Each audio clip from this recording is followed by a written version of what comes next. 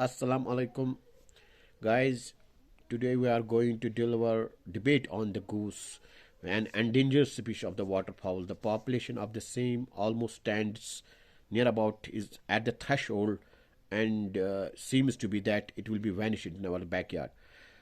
We at Pulwama has started a project of replication and distribution of the goose so that sphere of presence and its population will increase. In this regard, our organization has adopted a village Karnabal in Kakpura block for goose rearing.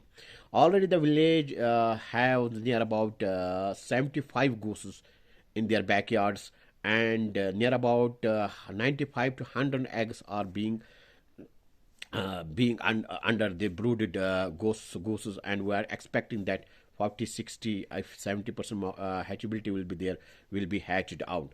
So the population in that area will be increased near about, it will go up to 100, and from that we will pick up some goslings and will distribute in those areas where the population of the goslings goose are almost nil, so that spheres of the presence will be increased. We are of the view, and where our aim is that this goose will become an integral part of our backyard poultry. As being a hardy in nature and very wild, it can thrive in almost in harsh climatic conditions, and being a strong forager, and that's why no supplementation is required. So the population of the goose has to be increased. It will we have to play an important role in this regard. We have to replicate and distribute these goslings in various parts of the Pulwama district or other districts also, so that we have to motivate also youths to adopt this goose rearing as a commercial venture. So whenever the people will be motivated that you are rearing the goose in your backyard as a traditional, as a backyard bird, as a sort of a hobby, if you are able to make a people conscious about that, if you will start rearing the goose at a commercial level, there will be a paybacks for them, and the interest for the rearing of the same will be increased.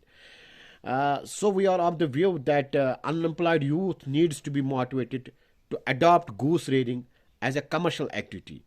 A goose being a hardy nature and a strong scavenger, the input cost on the rearing of the same is almost nil. Already there is an example in Uller dikes of the Uller various villages where the people are rearing the goose in the Uller lake. They are putting just the goose in the Uller and collecting them after 6 months without having any sort of management or input cost on the feed, anything. They are just captive. Leaving it into these the Uller lake, and the birds remain there for 6 months, and they collect them.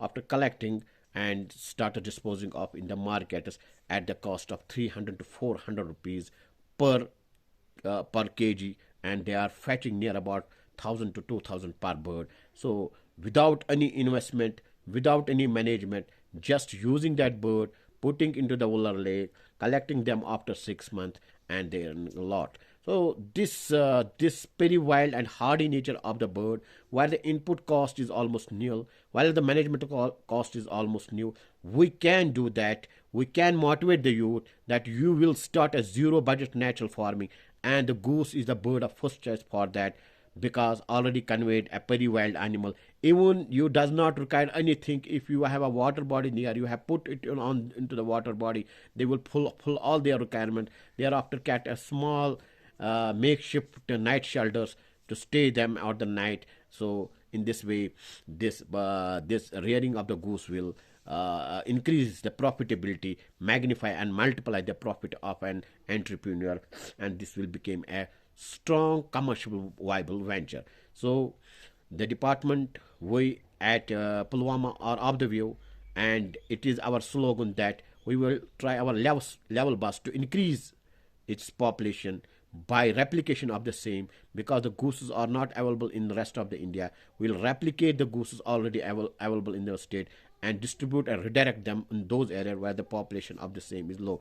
And we'll also start a mother unit farm where unemployed youth will be adopted to start a mother unit of the goslings so that he can rear the gosling, thereafter will distribute and dispose of among the general masses with a fixed paybacks for them.